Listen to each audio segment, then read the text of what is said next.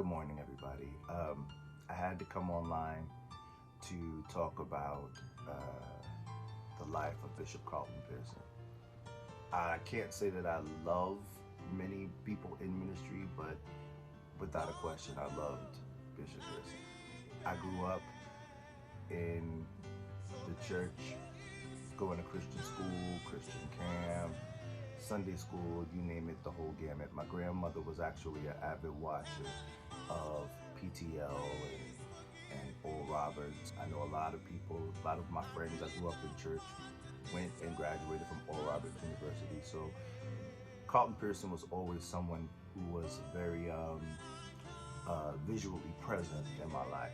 The actual fear of God or being afraid of God was like really kind of embedded in us, but we were afraid to do a lot of things. And it wasn't until, I was able to get away from it and I started living my life in a way where, I realized, I can go out to the club and have a drink, and, the rapture didn't happen, the sky didn't open up, I didn't get hit by a bus, so, I'm going to continue to do it. But when I got into the industry, I started reading all of these books and I started practicing Buddhism and being able to meditate and connect with myself. I felt like there was something bigger. I began to kind of try to find the common denominator within all of the major religions that made sense. So I took God out of the box and I started saying to myself, like, I'm not going to call God God. I'm going to call God the universe. I'm going to call what we feel energy. And energy can be transmitted from one person to another, or one thing to another. And there was a friend of mine, a very dear friend of mine, who introduced me to a podcast called This American Life. She said, you gotta listen to this, because she knew my background, she knew my history, and she knew where I was as far as spirituality and what I thought. And this young lady was a professing atheist who sent me this.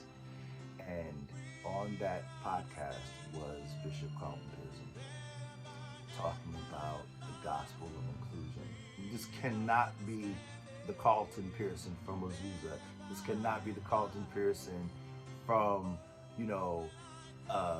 years ago when I used to watch him. It was in that moment that I realized that I might be on to something.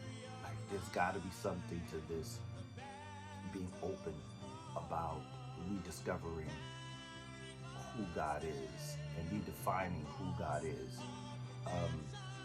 And for the first time in my life, instead of being afraid of God, I actually started experiencing the love of God. And that's why his passing to me is just so...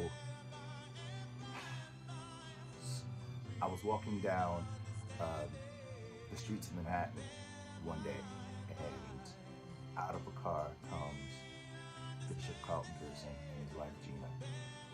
And this man stopped and he talked to me for about a good hour or so.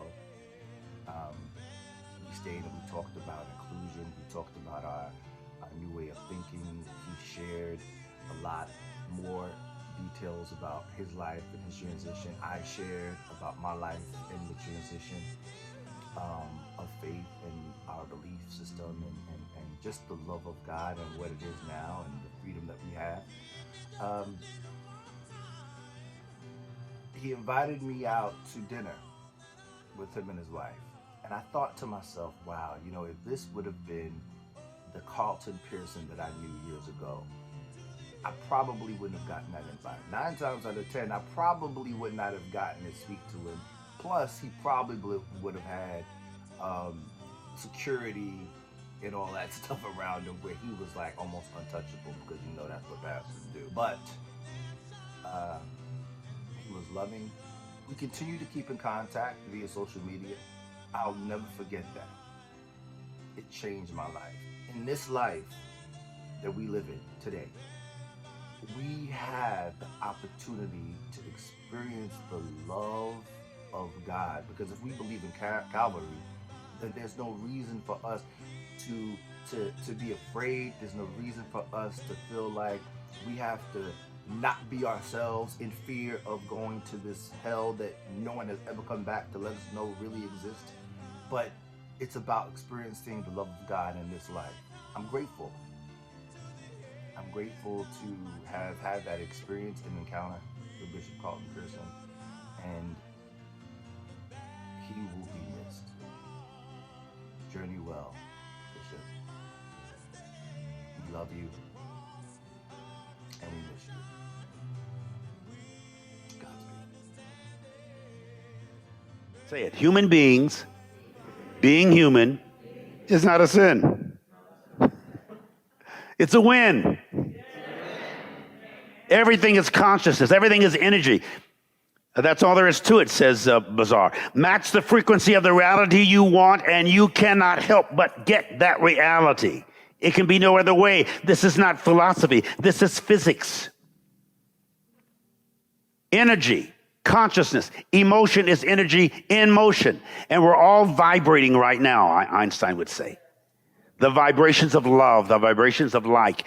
And I'm not just so into preaching love anymore, though I believe it. I'm more interested in preaching like.